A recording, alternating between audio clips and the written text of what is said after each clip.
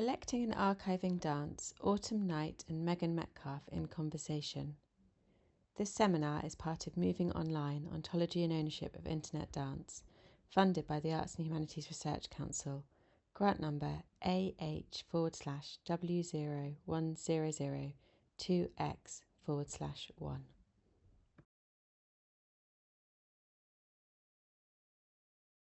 So welcome everyone. Thank you so much for being here. I'm Hetty Blades. I'm a researcher based in the Centre for Dance Research at Coventry University in the UK. And this seminar is part of a project that I'm working on along with Vip Arpradid and another colleague, Lily Hayward-Smith, who's not here today, called Moving Online, Ontology and Ownership of Internet Dance, which is funded by the Arts and Humanities Research Council. I'm really delighted that we have Autumn Knight and Megan Metcalf with us today to talk about collecting and archiving dance. And I will introduce Autumn and Megan shortly and hand over to them. But I just want to very quickly go through a little bit of housekeeping and mention a couple of things about the kind of broader project. We are recording the session today, so if you don't want to be recorded, please keep your camera off and stay muted. We plan to share it online, so just to let you know that's happening. Please keep your microphone muted unless you're asking a question, just to avoid any kind of disruptions with the sound. Autumn and Megan are going to be in conversation for about 45 to 50 minutes, and then we'll open up for a broader discussion, and there will be an opportunity to ask questions. When that moment comes, feel free to raise your team's hand, or if you'd prefer to write things in the chat, then you could do that, and Vip and I will kind of keep an eye on the chat as well. We haven't planned a break, but feel free to do what you need, take a minute, pop out, come back, do what you need to stay comfortable. I just wanted to also mention two things related to Moving Online. The first is that we have a research group that's part of the project, which brings together people who are interested in questions around the ontology of performance and also questions about the ownership of performance. We meet online every 6 months, and yeah, it's an open group. If you're interested in being involved in that, please do drop me a line. I'll put my email address in the chat, and please do, let me know if you'd like to be included in that. And also just to say that we have our final symposium coming up, a one-day event on the 30th of January. It's both in person at Coventry University and online. We're hoping to live stream as many of the sessions as possible. I'll put a link also to the information about that event in the chat in case you would like to join us then. So without anything else from me, I'm going to introduce our speakers and hand over to them for the rest of the session. So Autumn Knight is a New York-based interdisciplinary artist working with performance, video, sound, and text. Her work has been on show at various institutions, including Human Resources Los Angeles, Shed Hole Zurich, the Whitney Museum of American Art, Portland's Institute of Contemporary Art, The Kitchen, MCA Chicago, Museum Ostwald, BAM, Performance Space New York. Her performance work wall is the first live performance work acquired for the permanent collection of the Studio Museum in Harlem. Knight is the recipient of various awards, grants, honours and fellowships, including the Artadia Award, Art Matters Grant, Raymer Hortman Grant, Anonymous Was a Woman Award, Foundation for Contemporary Arts, the Nancy B. Neagley Rome Prize in Visual Art, a Guggenheim Fellowship, and most recently the Trellis Art Fund. Megan Metcalf received her PhD in Contemporary Art History at the University of California, Los Angeles, with a project on the intersection of the visual and performing arts in arts institutions. Her practice-based research is informed by her work in museums and study with major figures in American dance, including Simone Forti, Yvonne Rainer, Deborah Hay, and Anna Halperin. She was a Athenaeum Fellow at the Metropolitan Museum of Art in New York from 2021 to 2023, and is currently Assistant Professor in the Department of Art at New Mexico State University in Las Cruces, New Mexico. Thank you both so much for being here today. Thank you, Hetty. Thank you. Thank you. And thank you for that introduction. when I heard the framework for this discussion, ownership and ontology of internet dance, I immediately thought of you and your work because it works so skillfully between all those terms. It like moves very, very like trickily between the live and the mediated and even dance and performance and the present and even the future. Like I've been thinking about how your works live online. Those are just some really like general terms, and I thought it would be really fun to talk about how those terms are sort of complicated from the jump in your work. But we could start wherever you want. For the audience, we've decided this is going to be a pretty free-form conversation, and I'm just wanting to get to know about your work and how you think about those things. So let me know if you want me to pull up any slides or start with a specific work or a specific term like dance or collecting or archiving. Let's start where you want to start. Okay. Well, maybe you could talk about how you consider your work in relation to dance. Like, do you have definitions for dance or choreography? And then how does your work fit or not fit into that?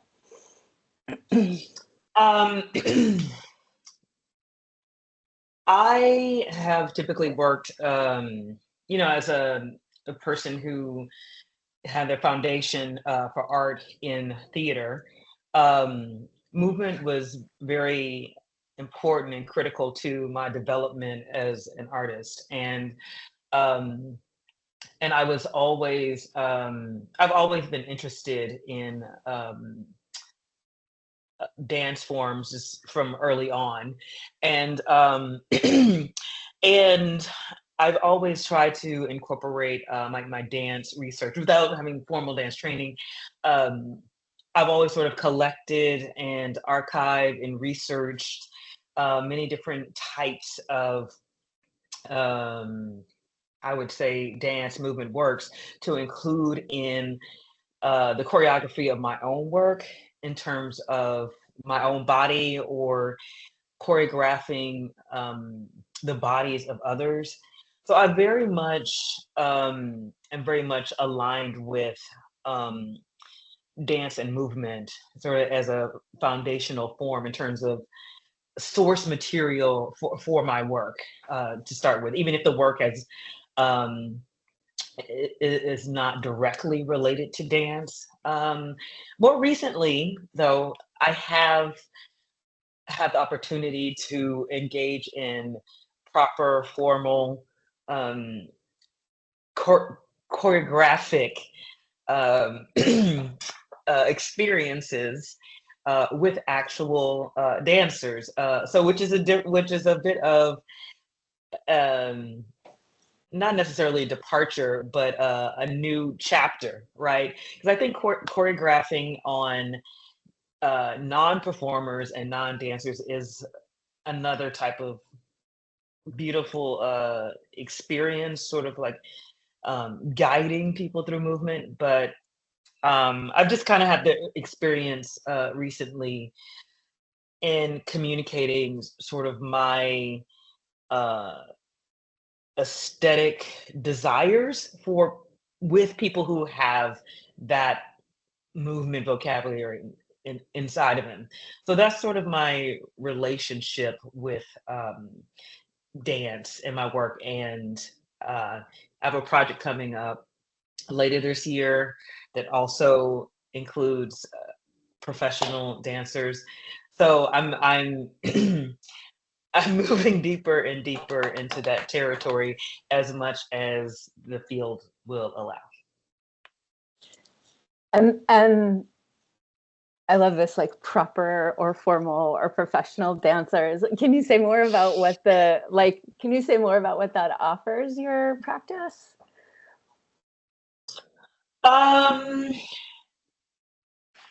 I feel that working with, I'm just thinking about a piece I did recently in Portland, working with the wonderful Justine Chambers, who is a dancer, mover, artist, researcher, scholar based in Vancouver. And, you know, I was able to sort of communicate like half with my body and half verbally what I wanted, the sort of conceptual notes of what I wanted. And this career, this long sort of career in dance training as a performer, she's able to sort of meet me in a certain place as an artist, right? Things that I can't do with my body, she knows as a person who's been choreographing her own work and being choreographed by other people, how to interpret it and how to give and take in a way that there's a knowledge in the body of a person with a long career and experience with dance or moving that brings so much to the table, right? In terms of meeting me as a person who doesn't have the vocabulary necessarily of movement and formal dance. So that's what I mean about, I keep saying formal, because I so respect the training, right? I so respect the training, the development of a career in a particular art form. So I don't want to ever disavow like how important all of that education and information that is held in the body. Mhm. I mean, it sounds like it's giving you access to different kinds of collaboration too, that is like opening up ways for you to like expand your practice beyond your own body. For example, like many of the projects that I've seen you do have been you performing. And it sounds like working with dancers is a way for you to like share space and time with other people in a way that it sounds like feels rewarding for you. Not that you haven't done that with other people. You use this word choreography, and I should say that I suspect among this group of like dance scholars, what proper or formal dance is like very widely expanded. There's no like single medium or métier that anyone's, you know, like got devoted to, but hearing your perspective on it is really interesting. And it sounds like it's located to people, like specialized training, and places, like you said, if people will have me as like a, you know, like a kind of venue, and it's like part of like a history. But going to what I was just going to say, like you use the word like choreography, and I think that's one reason why I'm so interested in your work. It's like how it choreographs the present and the past and your own presence, and also like the presence of your audience, like whether it's in shared time and space or whether it's like in a virtual time and space. And I was thinking about you collaborating, and I was like, oh, all I can imagine. So there's a project that you did at the Western Front, and not at the Western Front. From what I understand, it was in your apartment. Do I have that right? It was in my studio In your in studio. Bronx, New York. Mm-hmm. Yeah. And all I can imagine is the choreography. So I may get some details wrong, and I want you to fill them in.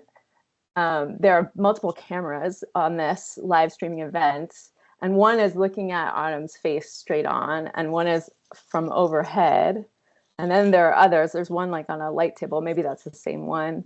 But all I can imagine after watching this for like an hour and a half is like the choreography of those cameras, which results in an incredible performance that seems to be about you being alone. But ultimately, like, as I was thinking about it later, like you're not alone at all in that situation, or it seems like you couldn't have been alone at all in that situation. Do you want to talk more about that? Sure. No, there were 4 other people in that room with me. At least I think 4 or 5 other people in that room with me. And there's something in between being maybe I would say choreography and maybe conducting and composing happening, Okay. right? Um, and I would say even also a sort of choreography of materials. I mean, obviously there's a choreography of myself. I mean, there's a lot live sound designer. So I'm also, you know, working with sound, responding to sound in a way that, you know, you know, one does with the, you know, with the mind and the body, but also sort of like also responding to my own image when I'm able to see my own image and go into another set of movement once I can see myself and see what and see what works, um see how time is being how my image is being reflected through time. um because I think in that project, slowness um, was extremely important in terms of everyone trusting that we're going at a particular pace with a particular slowness, so that everyone can sort of join in the sort of group choreography together, and everyone kind of can feel when you know, there's space for them to enter it, like a particular camera. Okay, you're on. Okay, the video, the camera director, the video director is doing his thing. Um, and I think there's also a sense of independence that I've tried to construct in the space, so that everyone can be with me and be with themselves, right? Have their own discovery, like what they want to um, discover in the room, right? Like, what do you want to pick up with that camera? I can't control that. I'm not controlling the sound. I'm actually not even controlling what people are seeing on the other end of the project. I have no idea. I mean, there's a screen where I can see if I'm on the screen when it's time for my solo, as it were. um, but yeah, and I think I like about that project that it took a lot of people to sort of make it, and I feel like that's evident. Um, but visually, you know, as sometimes I think happens in a work, there's, you know, there's one body, there's one voice that you know, has to at a certain point come to the front. Yeah, yeah. Let me share. I have just one image of that. Let me share that slide just so there's like a little bit more context. Um,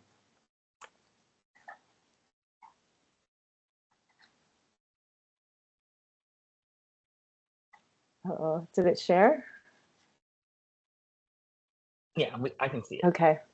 So this is the still I have from it, and this is the image where of you who is at the center, and your hands and over the light table that's below you are like manipulating a lot of these objects. And just before I think you put this on your head, you were like maybe trying to eat it with a spoon. And that kind of like intimate, involved activity. Did it stop sharing? Just make sure. Yeah. Okay. That kind of intimate, involved activity is what we get. This like slow evolution over time. And from what you said just now, it sounds like the rehearsal process must have been quite intensive. Is that right? Like it's improvised in a certain way, but the cutting between all the cameras must have been quite developed over a long kind of practice. Not necessarily. The rehearsal process is basically making another version Okay. of that thing. The rehearsal, Mm-hmm. I mean, the rehearsal process is in the making. I mean, I really feel that about a lot of work, that each time you do it, it is a rehearsal, right? Mm-hmm. Um, I mean, the cutting it was Ross Carr is the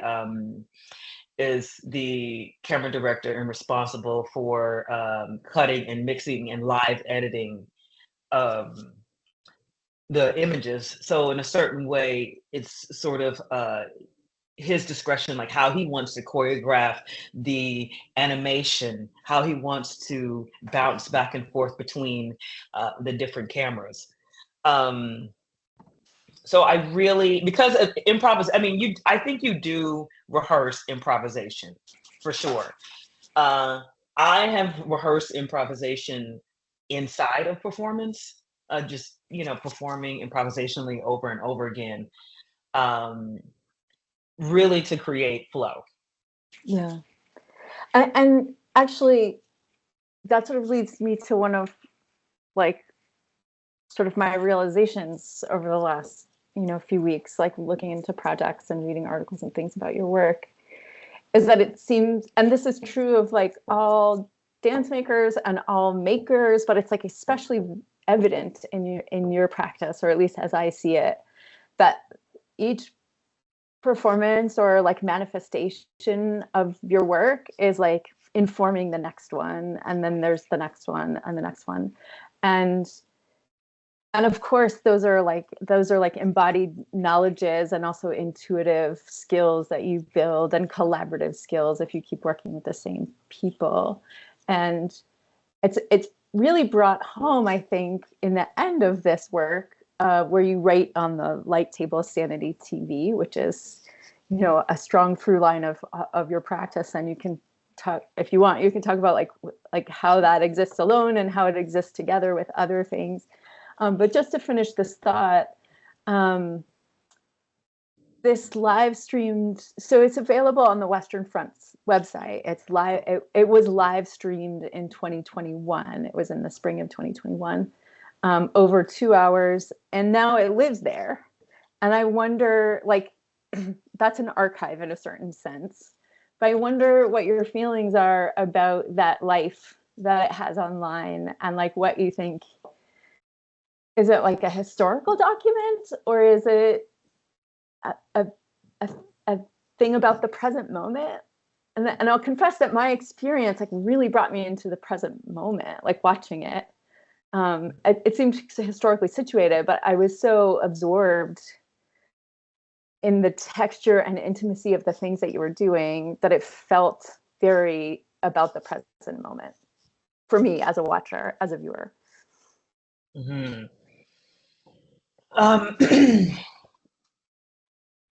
I'm very glad that the project is able to live online.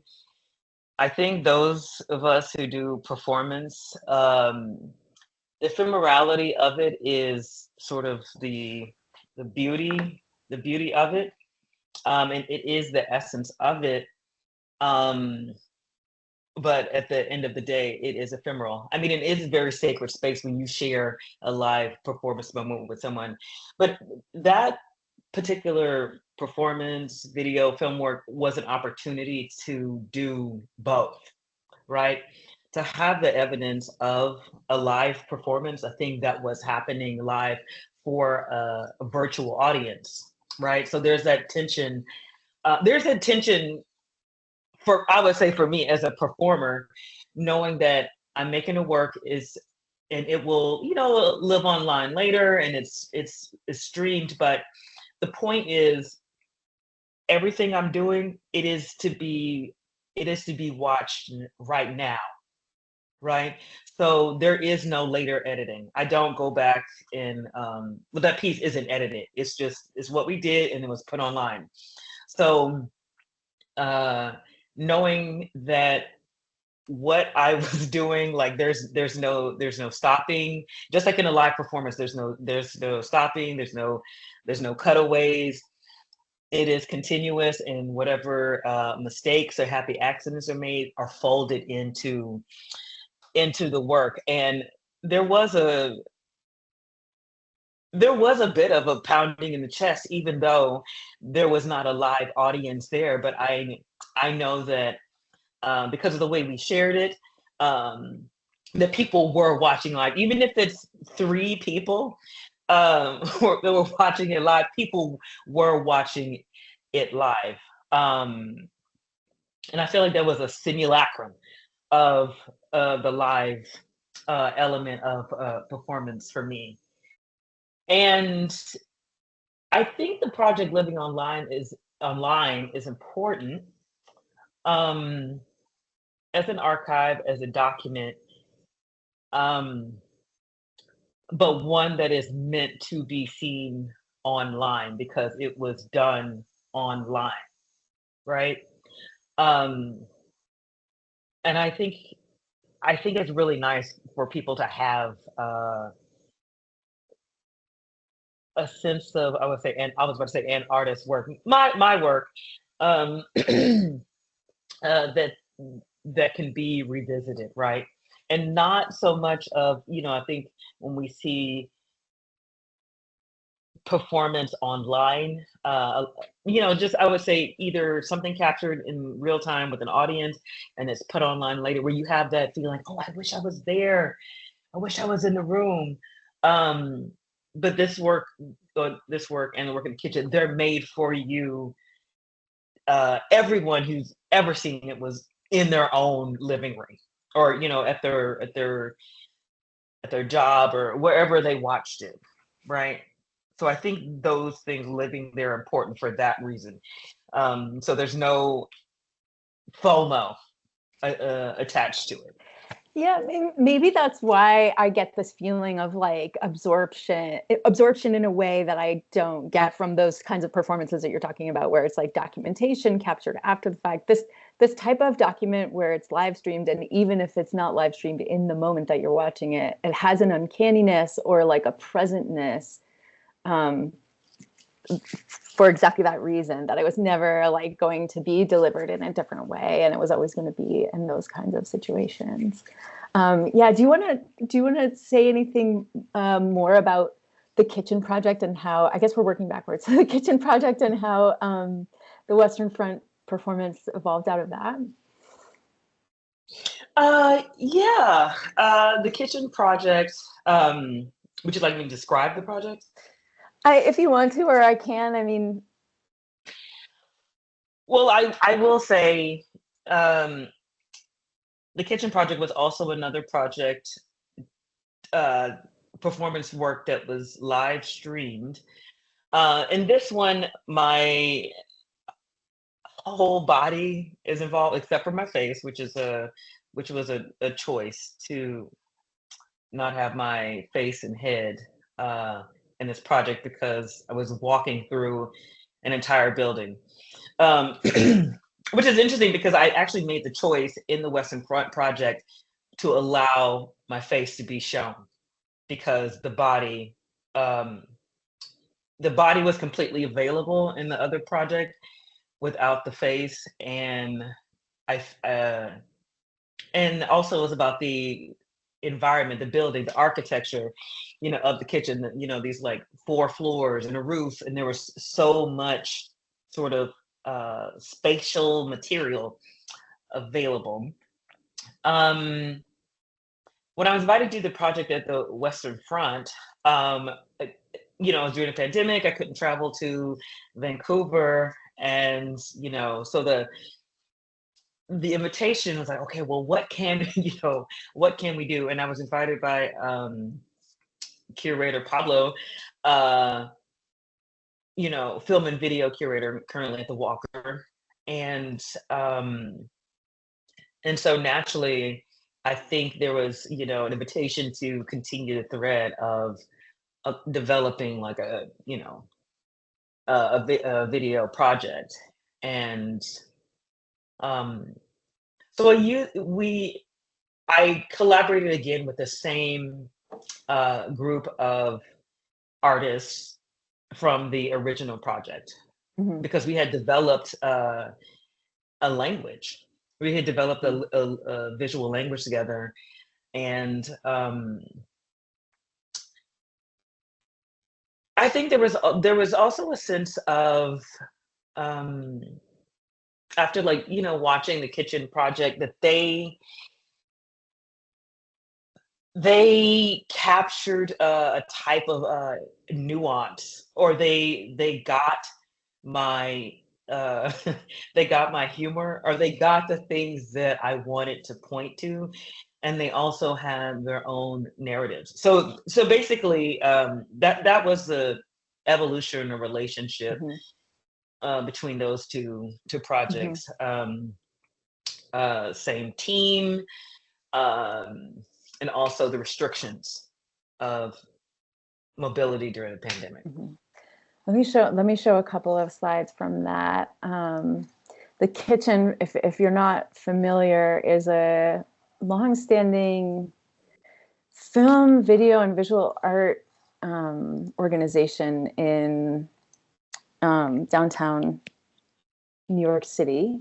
So this is, I'm glad to know this detail about your face. Of course, I had like registered that, but thinking about you sort of engaging with and disappearing into this building is really interesting. And then the like sort of hyper visibility of your face in the Western Front evolution of it is also really interesting. And you mentioned, so you're over like 3 long live streams, you are engaged with the physical architecture of the building and certainly the social architecture of the building. It's my experience watching it was like the building was haunted, and with like all kinds of like horrors and possibilities. And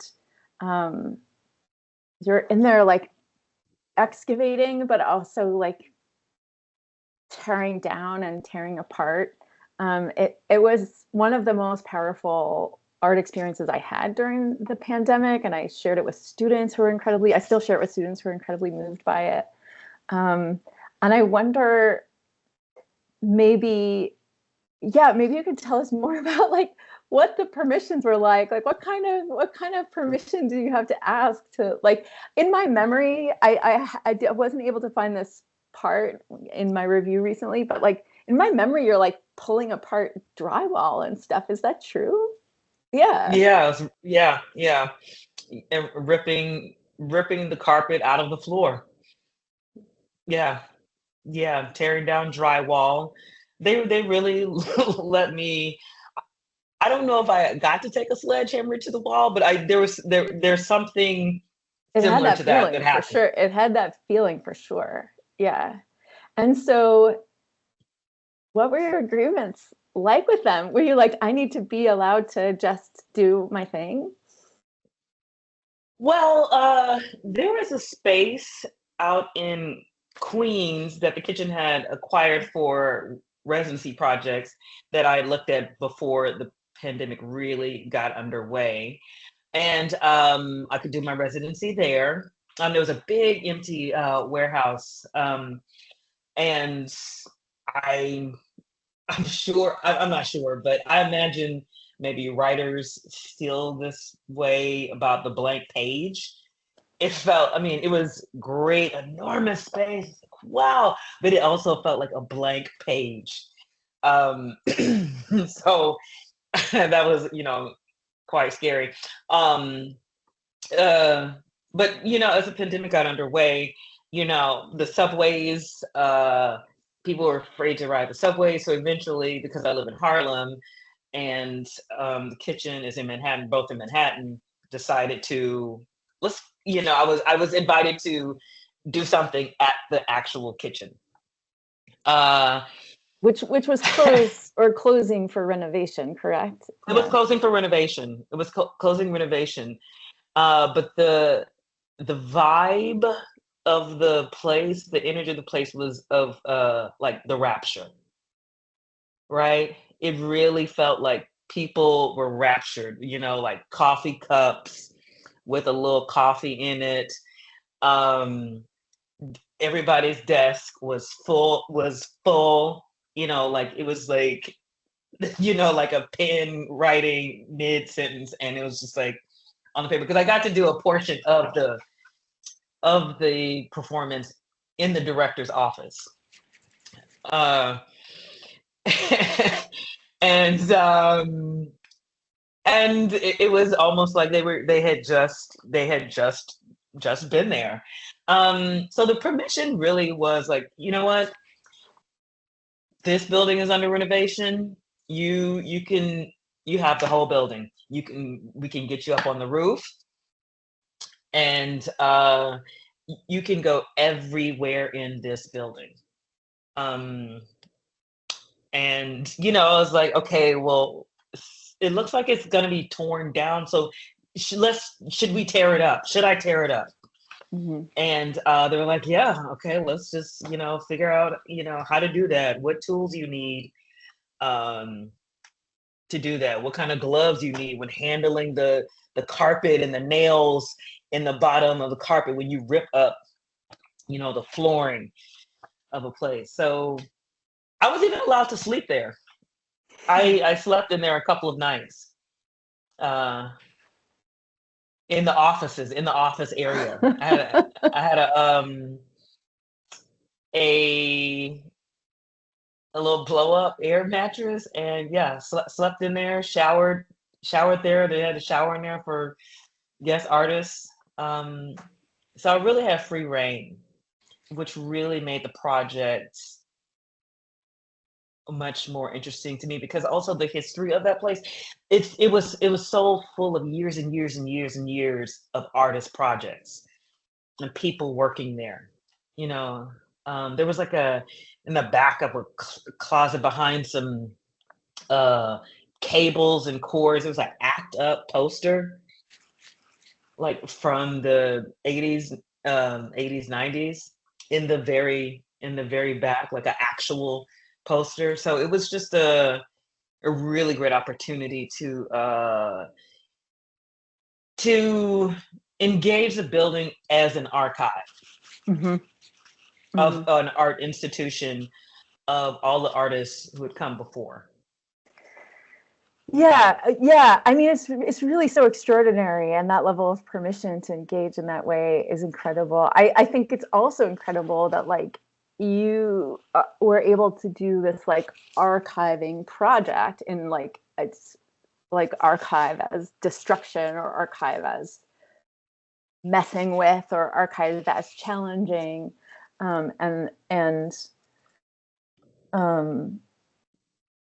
yeah, as much as we think the kitchen isn't an institution, it is an institution. And I think for me, that was especially exposed during your performance, and also the humanity of an organization, like the little bit of coffee left over in the mugs, like there are traces of people everywhere, and traces of people's absence everywhere. And having, a Black femme presenting body at the center of that is just so powerful.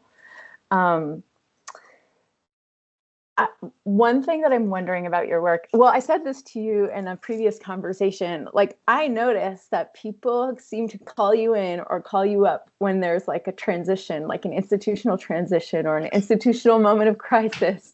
And I wonder, and especially like having to do with history or past, like when the Marfa Contemporary was closing, for example, and the kitchen is undergoing this renovation. Do you have any thoughts about like why that's your role in a way? I don't know. I was also the last group of artists to be at the Studio Museum. The last group of artists and residents to be in the old building at the Studio Museum. Right. Why am I invited to make art in the ruins is the question. I don't know, but it is a challenge to be at the threshold, to be the death doula, the performance death doula for a building, or even in Marfa Contemporary's sake, a whole institution. Mm-hmm. Right? There is I think, an ask to treat it with sacredness right? To honor what has come before, even though this is my first time engaging with the institution. Like, I'm a guest, um, but I am to some degree charged with holding holding and representing the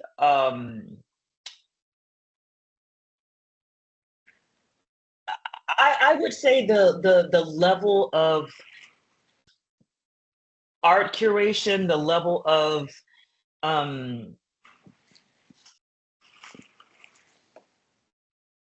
maybe even excellence that the institution has a reputation for, and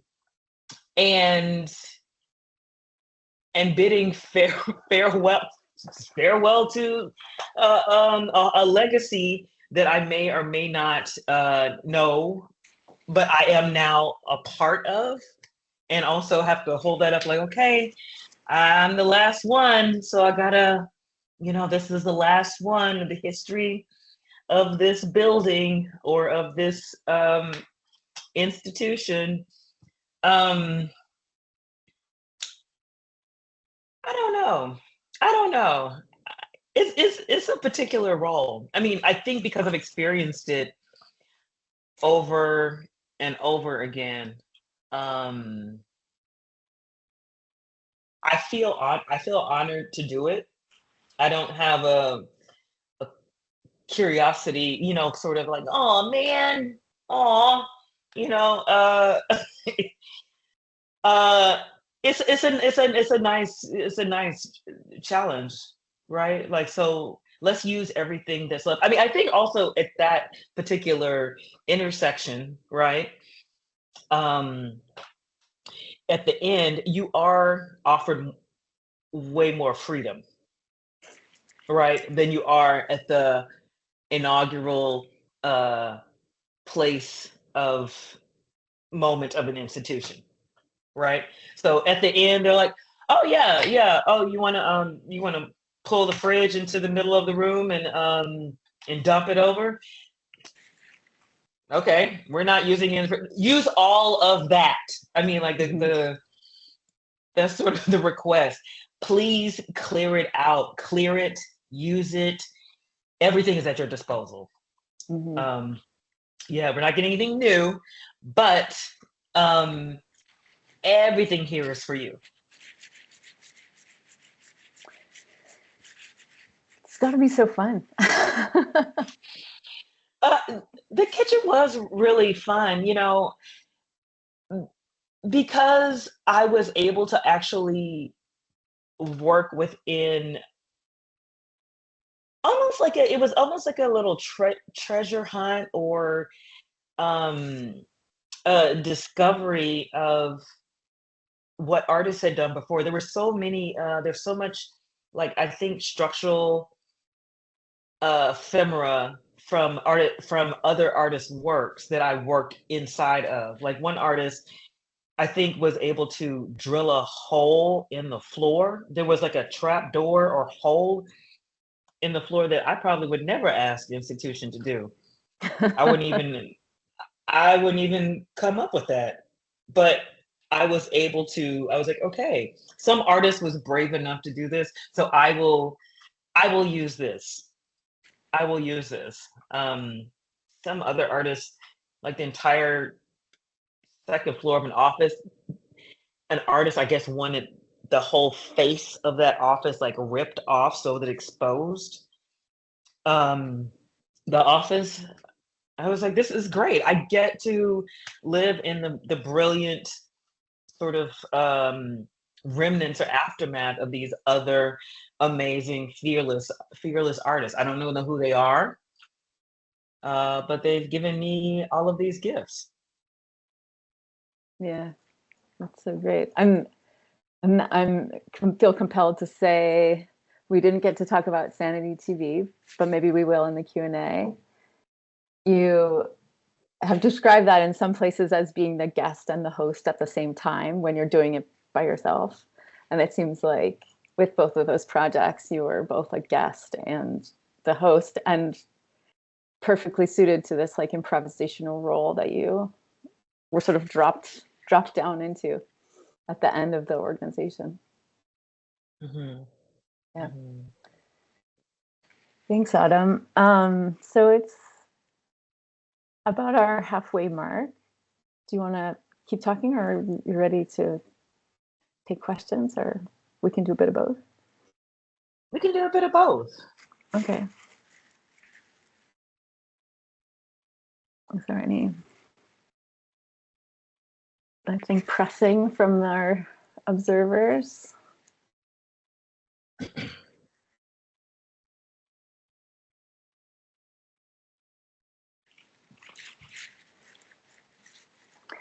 Well, while we're waiting for people to gather their thoughts,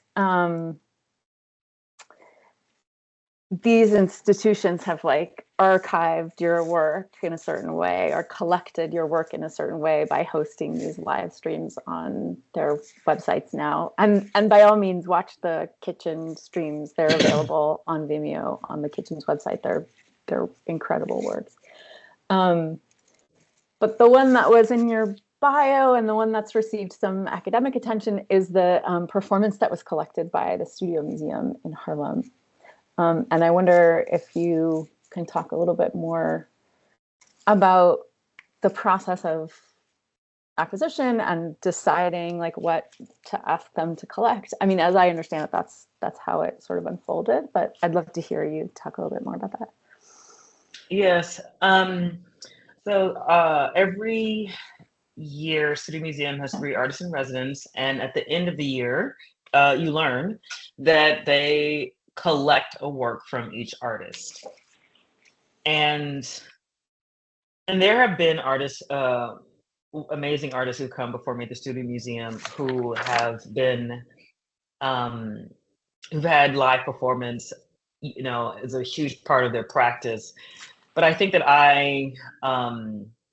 maybe I perceive myself as one of the artists who had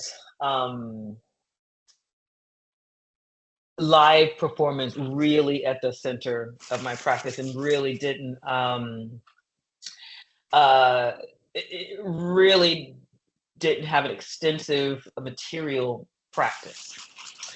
And so given that, and I had done performances. I actually started Sanity TV as a performance, as a live performance at Studio Museum. Mm-hmm. While I was there. And so I, started that series. And I thought, okay, we're collecting. Well, I have not been making paintings this last year. Therefore,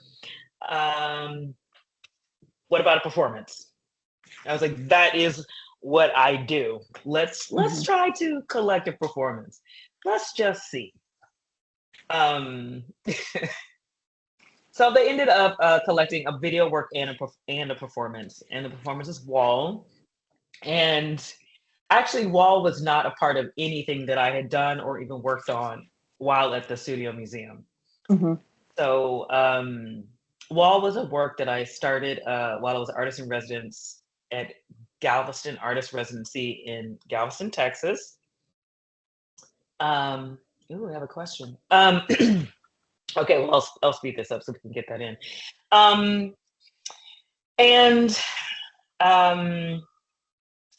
So I presented I did another version of the work. The original work had 2 older Black women in their 60s performing the work, the 3 of us. And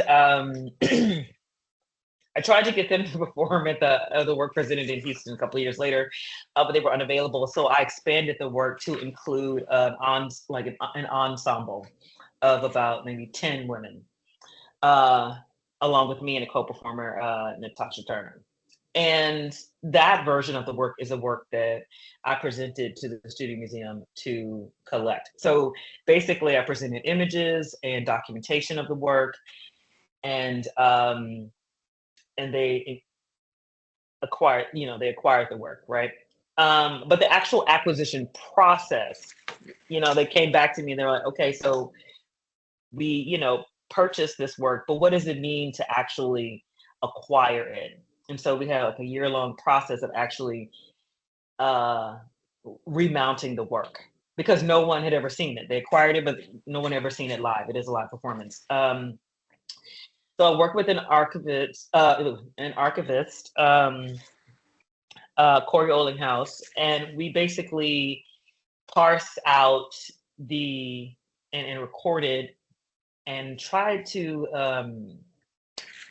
determine what were the elements of the work, like what are the what's the criteria of the work, right? That needs to be collected. Like what are the rules? What are the stipulations? What needs to be retained in the work? And so at the end of that year, we remounted it at Dance Space in New York. And there's video documentation, there's photo documentation. I think you have one of the photos. But I will say that, and I've talked to a few people about this acquisition of this work, you really need another institution to, in my opinion, to borrow the work to complete the acquisition process. Because part of it is like, okay, so what do we have? We have the live performance, we have, all of the sort of instructions, but the activation of it, the process of confirming that those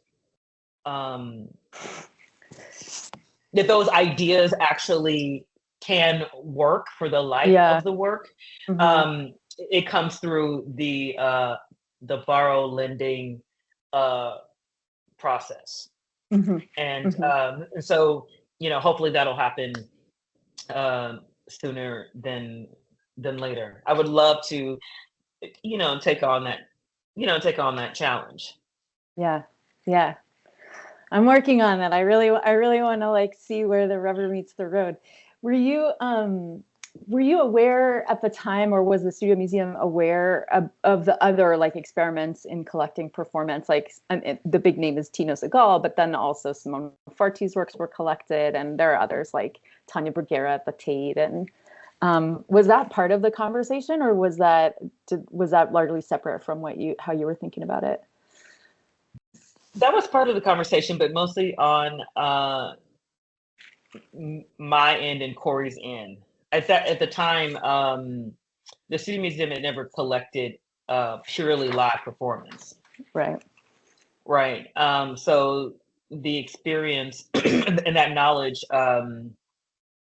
wasn't there at the time, and actually, if we tried to reach out to other institutions, there's not a lot of information about the process of collecting live work, right? And what it means, what is collected, how to restage collected works. I mean, I've seen examples of it. I think when I first got to New York, I think it was Simone Forti, MoMA presented Simone Forti's collected works. Is it Simone Forti? And there was a big exhibition of these collected performance works. Mm-hmm. Right. The Jets of Dance Theater show was at MoMA in 2018. Is that potentially what you're thinking of? Yeah. As to not very much information being out there about the process, I'm working on it. Hopefully to be out there in published form very soon. But yeah, that was my finding as well. I mean, I worked with Simone very closely while that acquisition process was happening with MoMA, and it's interesting because the curatorial framework is exclusivity. This is the only institution that owns this work, and there are protocols, but conservation, object conservation has the opposite paradigm about knowledge sharing. We need to share this knowledge so that people, you know, so that people know, so that like people, like if someone's faced with a weird new paint, for example, the other conservators know around the world like how to work with that paint. And so my experience working with people on the conservation side of things has been like much more open and knowledge sharing than, so I sense a sort of conflict there, even internally at the institutions who are doing this, where the conservators are like hungry for all the like nuts and bolts details, and the curators are like, but wait, then you'll know so much about the work. But that's just my initial sort of observations on that process. Yeah, which I'm happy to talk about more if anyone's wants to. I see that there's a hand, and I also see that there's a chat one. Do you have an instinct about which should go first? No, I'm open. Okay, I'm going to answer the hand just in case it was related to what we just said, and then we can go back to this question about preserving works digitally. Hi. Hi. Yes. Hi, I'm Setare. Thank you. Thank you for the talks. It's super interesting for me. Yeah, it's a bit related to the last thing you were saying about like the relation between conservation and accessibility somehow. And I'm also like very much busy with the idea of like how then if that ephemerality of the performance can be accessible through conservation as well. Like, so like for me it was super interesting that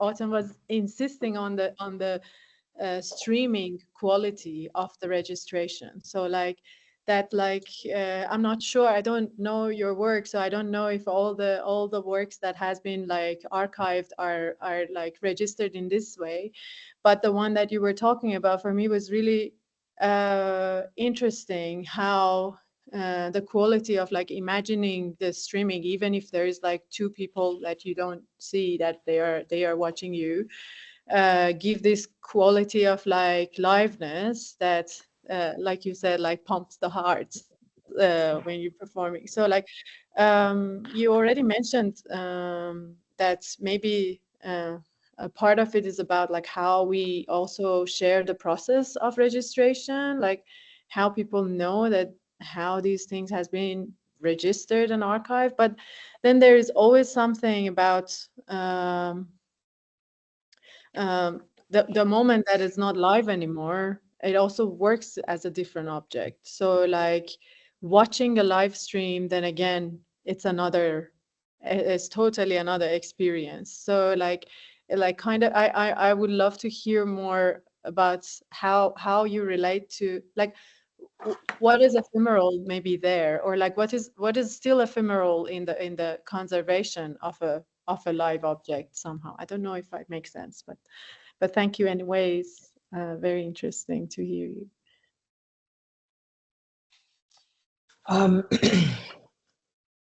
Okay, Megan, do you think you can repeat the question? Thank you so much for that. Repeat the question for me. That is a beautiful observation. Satri, what I took away from your question, and you feel free to jump back in if I don't have it right, is a question about, is there always a translation somehow when you are archiving or just trying to hang on to a live experience? Like, will there always be some, what I think you're asking is like, will there always be some kind of translation, and how can you modulate that translation process to like capture the things that are really necessary, whether that's in-person liveness or ephemerality, like the like, I don't know, the ephemerality of the moment. Do I have that right?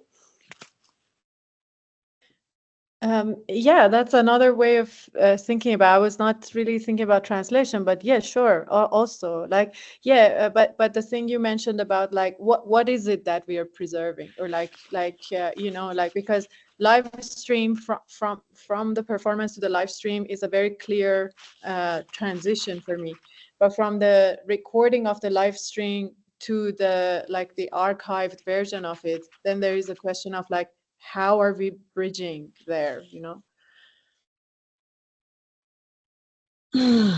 Recording of the live stream being left online. I mean, I think there are several different modes of access. If you were there during the live stream and you were watching it, then you did get to experience surprise live, right? Without being able to go backwards, right? And you kind of got to like be sort of like, you know, an active audience. I think an active audience. I think the thing that is captured later, I mean, I think if people know that it was have the knowledge of this was performed for a live audience, live streamed, then you can, with that knowledge, okay, oh, I'm experiencing that with that information. Okay, but if you don't have that information, it's still the archive of something that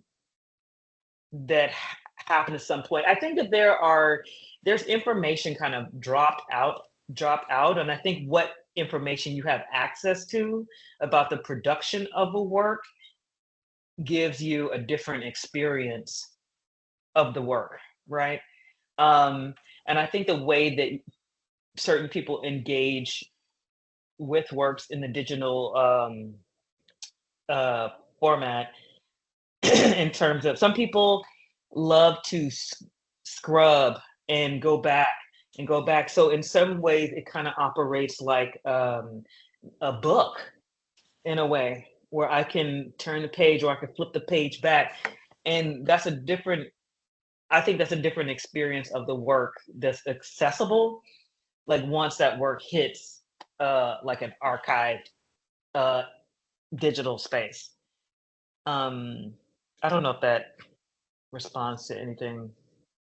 It responds to what you were talking about. This idea of like information loss is really interesting, or like urgency loss is interesting, and I assume there are gains in other ways too that we can't foresee. You know, though, anytime anything enters into history, there's going to be some kind of like transmission through time. But the information loss makes me think of like how digitization occurs, right? Like sometimes when you have to render files, then you have to make them smaller, for example. So like, I don't know if those metaphors are useful at all for your thinking, Cetre. Yeah, totally.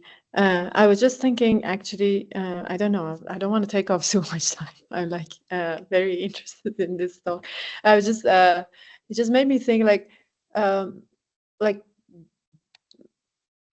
does the kind of the practice of making performance, making live art in that sense, like if I just like reduce the quality of performance to like its liveness, could also be like a way of looking at archive or a book even. Like, can all of those things have a live aspect to its experience of consumption? So like my question is like, how are we sitting with the archive again? So because like, yeah, one thing is like how we like maintain it and sustain it, and how we share it and give access, but like as an audience of it, as a viewer of it, it's like what is the process of like I feel like it can also be just a point of view of like I can kind of see in every experience like the aspect of liveness. So like just a thought. I don't know. Can I jump in? Can I jump in here with a little like theoretical tidbit? I've just been reviewing Rebecca Schneider's Performing Remains, which is like one of my favorite books. And, you know, she's working up all this language about repetition and about performance itself being an archive, which I was reminded of when I was hearing you talk about the like moving from taking the bodily knowledge from the kitchen project to the Western Front project, you know, the like choreographic knowledge.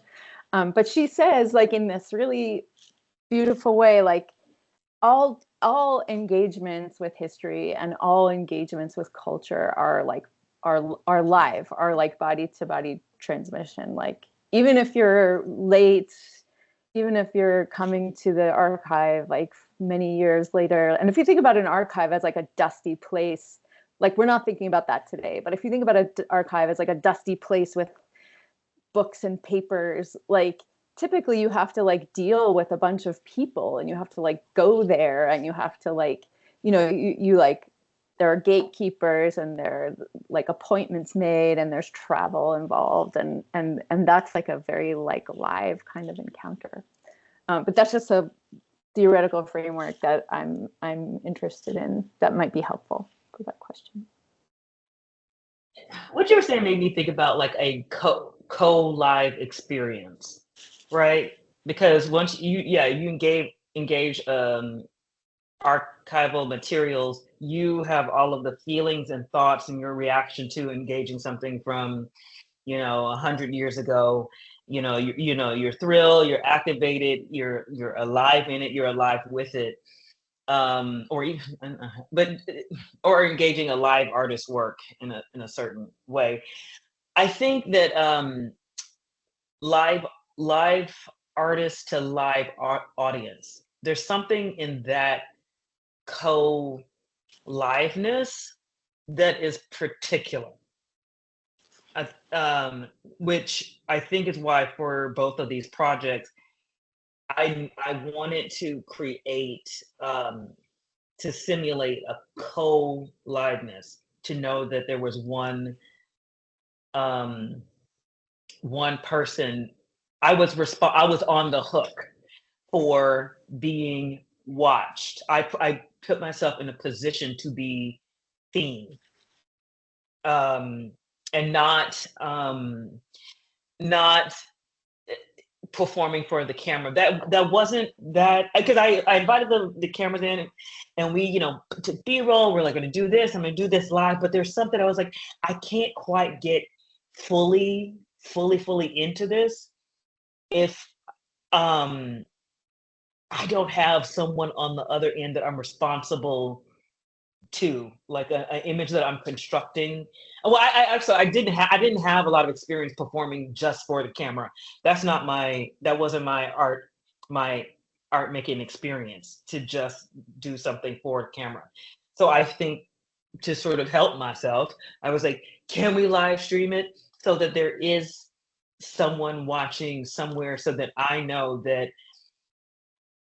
I have to be fully present and responsible. So in a way, I am performing for myself, because I'm the only. And also, I mean, I think in the making of these works, there are humans behind these cameras, and they are, and they are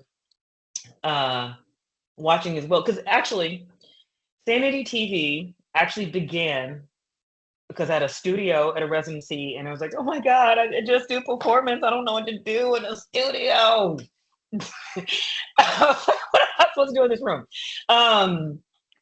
I checked out a camera, set the camera up, and I interviewed a chair for like 20 minutes. Because I was like, I need some kind of mediation. I need, and to a certain degree, I was like, I have to make up an audience. I have to make up an audience out there. I have to make up an audience in the room. I'm getting way off topic, but even if I think you have to reconstruct a co-liveness, I think that's a particular way of working that I think it's just separate. I don't think there's a hierarchy. I just think it's just a separate way of working, a way of a second way of producing, material. Mm-hmm. Yeah, and because of what we chose to focus on today, like I didn't much talk about like your very, very in-person, very, very interactive practice, which is what has made up most of your work, which is not these projects that live online, these projects that live in space with people, and they're about the very, very subtle textures of humor and aggression and group dynamics. I got to see one at PS New York in 2023, I think, spring 2023. And it's just like a tour de force of just like manipulating the very minute textures in the room. So I appreciate this term like co-live, because it's creating aliveness, but it's not necessarily about co-presence. And maybe that's the like heart-grabbing thing that that a couple of people have referred to. But these projects, like, yeah, sort of threw you into this deep end, you know, where you didn't have the thing you usually use, which is like the co-present audience. And they address that or speak to that in really interesting ways. One thing that's hard for institutions to talk about is just like the financial nuts and bolts of their contracts and their works and so on. And I think that this question that Bethany Johnson has posed maybe has that underlying it, maybe not, but it says, how do you or these organizations that house your work intend to preserve the works online digitally as an archive? Do you feel it should be preserved, and how much ownership or intervention do you have on how this is preserved? And I guess I have a question like prior to that, which is like, you now are performing a service for these institutions, like as they host this performance online. Like you continue to perform that service insofar as like this really cool thing happened at this organization. And I'm assuming, but please fill me in on the real details, that it was like a commission and that was the deal. Like you just put it up there. And I think what this person is asking about is like, what is the future of the long-term contract? And like, do you get a licensing fee because it's going to stay up there? Or is it like if the organization goes under, then the project goes away? No, I mean, I have these projects on my Vimeo, so they're Okay. easily accessible on the organization's websites, but I also have copies that are also online other places. You know, when people tell me that they have shared these projects with their students, I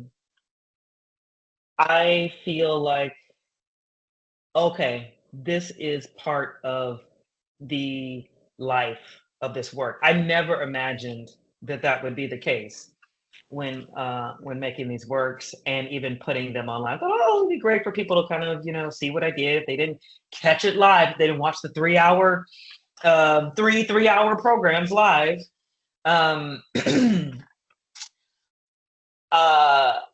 I feel like the work has so much more life because they are online and that they're shared and they're accessible. Also, they're long. I also don't do durational work. So this was an invitation. I gave myself permission to do durational work in the suspended space of the pandemic. So people are able to keep coming back to it and watch it in pieces with the time that they have. So this one is, I would say these two projects is fine.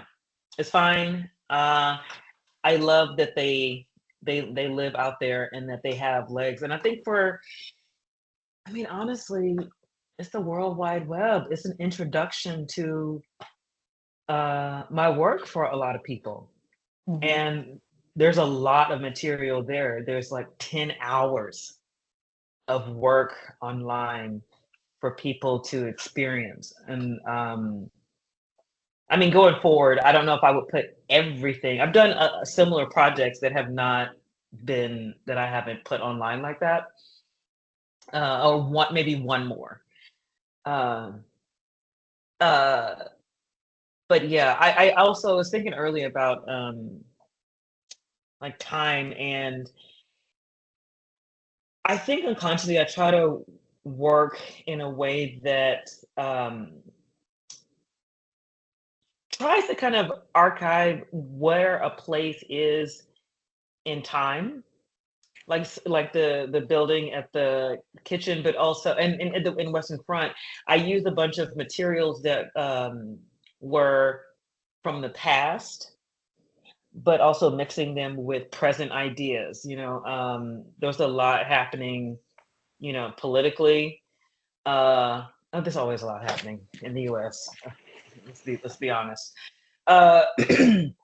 But you know, try to, you know, write that in so that it's in some ways an archive of the moment, but also has a, I hope, a timelessness that doesn't mark it too squarely in time. So when these things live online, they do capture a moment, but hopefully can kind of have an elasticity regarding content and form. I mean, I feel that when I watch them, is that they have a texture of a time and a place, but they also just feel like they're ongoing in a certain way. That's this excavation of history, like your personal history or social history, is like alive and happening. You know, like it gives me that feeling.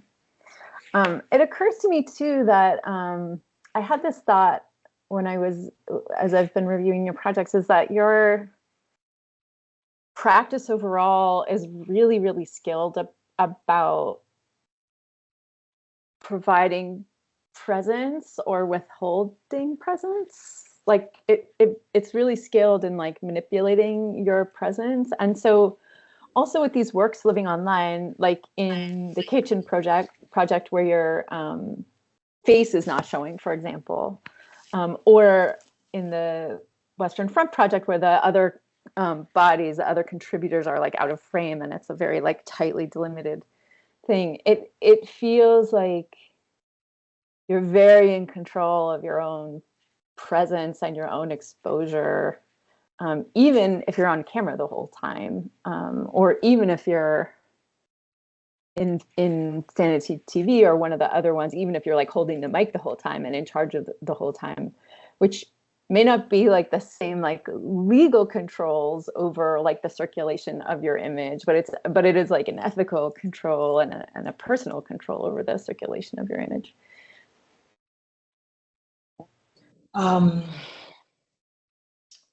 control of the image of the body, or more like your presence, like the image can be there, but your presence is like what you've controlled, and it's like a very powerful kind of control. I mean, at least that's how I see your work functioning.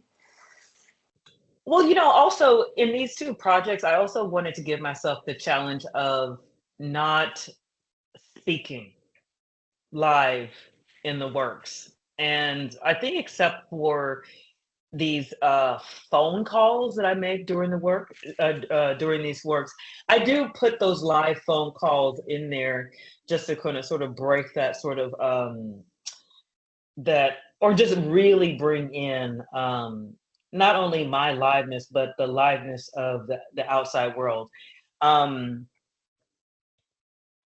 I speak a lot in some of my performances, and the voiceovers are my voice. So I did all of these recordings to sort of place my voice as improvisational monologue, to place my voice in there as a sort of I don't know, as a mind space, because I think that there are different types of sort of presences that you can play with, that you can mediate yourself. You can mediate through technology. You can mediate through the digital space. And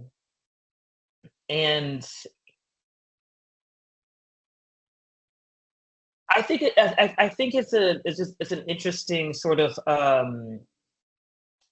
a way to play with liveness and accessibility, because there was a comment about co-liveness and co-presence, because there are moments in, I would think, performance, live performance, where you are there with the audience, and I feel like that is a co-presence, and your body and everything, you know, you can't control that access as much.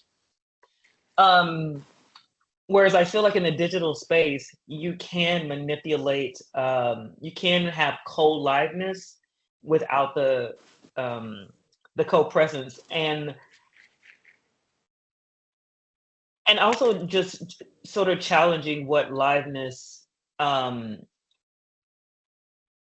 think liveness of the body and liveness of the mind, because there were some moments where, you know, I'm writing, and that's a type of, you know, access to my mind without access to my full body or access to my voice, but you are having a type of access to my thoughts.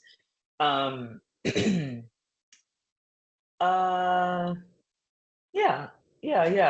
I I'll had think that. more I had about that. that. I had that very thought watching the Western Front performance of the theorist Philip Auslander, who's theorized some things about being more live than live. And I had that thought, like, oh, you have access to certain, even just textures and close-ups that you wouldn't have if we were in the same room. Like imagining a performance happening. Usually there's a set amount of distance, like just out of personal respect for people's space, you know, and the fact that it's so intimate and it's so absorbing, it gives you like the more live than live. it's different kind of view. And then I'm struck also by the Bluff performance I saw with a friend who's hard of hearing, and she was really excited and she liked all the laughing and everything, but she was like, I think I missed like a good 25% of that. And she was interested in how that was creating texture with what you were doing. And those are the things that you can't like necessarily predict or imagine, you know, and often when we talk about like live or co-presence, there's some kind of privileging of like, oh, you have access to everything, but in fact nobody does. Yeah. And manipulating the parts that people don't is like a productive kind of power. Yeah, I think even in live performance, there is a negotiating of boundaries, and creating just an appropriate distance and liveness, because it's such a contentious space. It's such a, you know, live bodies together, such a tense space, where I feel like in the digital space, there are some intimacies that you can create